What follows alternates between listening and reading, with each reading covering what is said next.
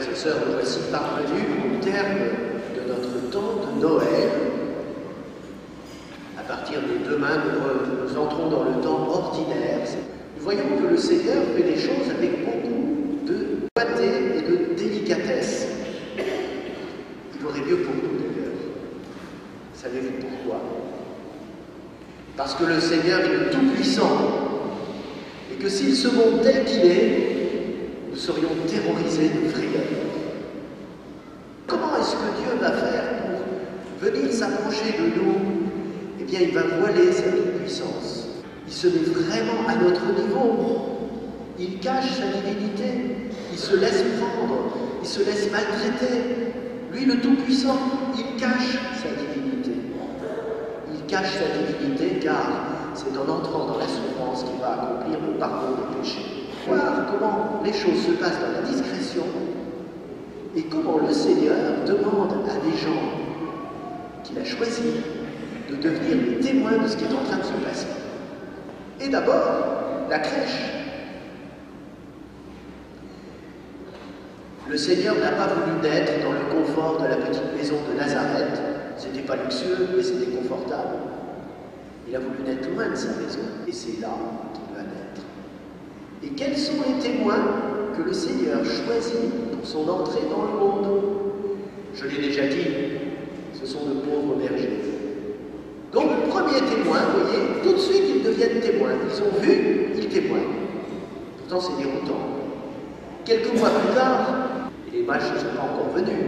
Donc ils viennent et eux aussi, ils vont témoigner d'un signe qu'ils ont reçu, une étoile. Et que va-t-il se passer ensuite? Ils vont voir un enfant, un petit enfant sur les genoux de sa mère, dans une modeste maison de Bethléem, mages, qui ont vu Jésus, petit enfant. Ils ont été les premiers témoins de la venue du Fils de Dieu parmi les hommes dans les pays d'où il venait. Et certainement, Jésus a chargé les apôtres. Qu'est-ce que Jésus leur a dit? Vous irez dans ces pays d'où sont venus les mages qui sont venus m'adorer il y a 30 ans. Vous irez, parce qu'ils attendent le message. Ils attendent des témoins, et ils sont allés. Et des communautés chrétiennes sont nées autour de ces mages. Donc eux-mêmes ont été des témoins quand ils sont retournés dans leur pays. Continuons. Troisième événement, c'est celui que nous fêtons aujourd'hui, c'est le baptême du Seigneur. Qu'est-ce qui se passe aujourd'hui? Aujourd'hui, il se passe un événement que l'on dit extraordinaire, le ciel s'ouvre, l'Esprit descend, la voix du Père se fait entendre, celui-ci est mon Fils bien-aimé, en qui j'ai mis tout mon amour. Il rapporte le témoignage de Jean, qui dit qu'il a vu, lui il ne le connaissait pas, mais il a vu l'Esprit descendre sur lui comme une colombe.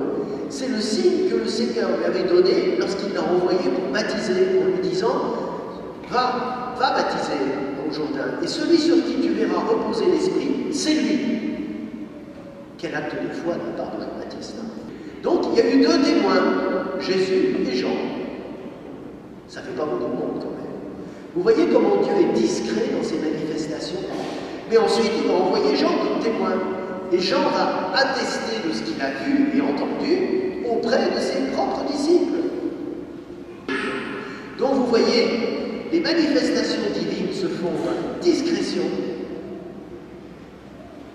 Mais ensuite, ceux qui ont été témoins doivent témoigner justement. Alors, les amis, qu'est-ce que nous devons faire aujourd'hui? Nous, les chrétiens du XXIe siècle, devons nous aussi être les témoins de ce que nous avons touché, vu et entendu du Verbe de Dieu. Nous devons être les témoins de l'expérience que nous avons eue de l'amour de Dieu dans notre vie. Ben, si vous ne l'avez pas rencontré, demandez de le rencontrer. Demandez cette grâce parce que Dieu veut nous rencontrer personnellement, pour nous faire expérimenter la puissance bénéfique de son amour dans notre vie. Ensuite, si vous avez fait l'expérience, mais que vous n'osez pas parler, demandez la grâce de savoir être témoin à votre tour. C'est quelque chose d'essentiel. Il faut qu'on sorte, qu'on n'ait pas peur d'aller au-devant de ceux qui ne connaissent pas Jésus, D'abord, on ne sait rien, on ne sait pas ce qui s'est passé dans leur vie. Et puis ensuite, on a l'Esprit Saint qui nous précède. Le Seigneur aime chaque personne humaine venant dans ce monde, y compris celles qui nous paraissent les plus détestables. Parce qu'ils nous ont fait souffrir, ou parce qu'ils ont une culture qui nous déroute. Il faut prier pour eux. Il faut prier pour leur conversion. Et en cas, il faut parler. Il faut témoigner. Il faut être des témoins. C'est essentiel. C'est même urgent. Voilà, alors frères et sœurs, eh bien, le Christ vient à nos devants. C'est lui qui fait l'essentiel du chemin. Lorsque nous nous réunissons ensemble, c'est en son nom. Donc nous sommes là aussi pour faire l'expérience de son amour. L'expérience que nous renouvelons au long du temps, dans la profondeur, dans la durée. Le Seigneur nous aime, il vient à nous et nous donne sa force pour que nous devenions, à la suite des apôtres, à la suite de tant de générations de chrétiens, des témoins dignes du Seigneur et qui accomplissent sa parole. Allez, de tous les hommes, faites des disciples, annoncez-leur la bonne nouvelle.